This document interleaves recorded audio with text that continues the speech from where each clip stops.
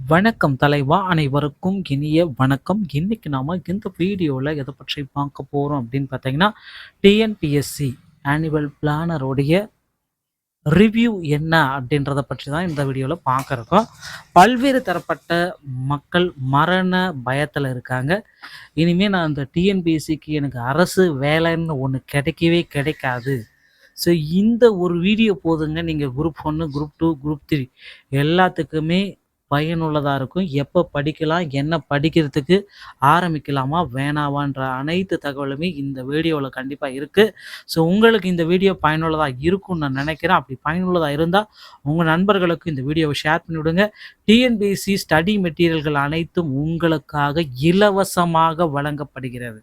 So எந்த ஒரு மணியுமே வாங்கவே மாட்டோம் உங்ககிட்டேருந்து. மெட்டீரியல்கள் அனைத்துமே இன்னும் 6 மாதம் டைம் இருக்குது. எல்லாமே உங்களுக்கு வீடியோவா இலவசமா பிடிஎஃப்பா நாங்கள் உங்களுக்கு கொடுப்போம்.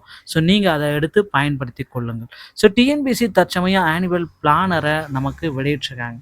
இந்த ஆனுவல் பிளானரில் பல்வேறு தரப்பட்ட குழப்பங்கள் தாங்க இருக்குது.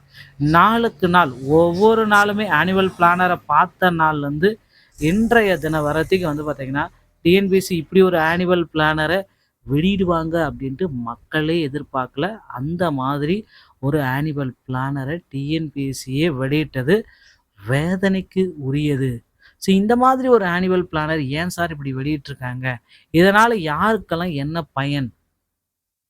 இந்த ஆனுவல் பிளானரை பார்த்தப்ப வந்து பார்த்தீங்கன்னா, மக்கள் வந்து கதி கலங்கியிருக்காங்க.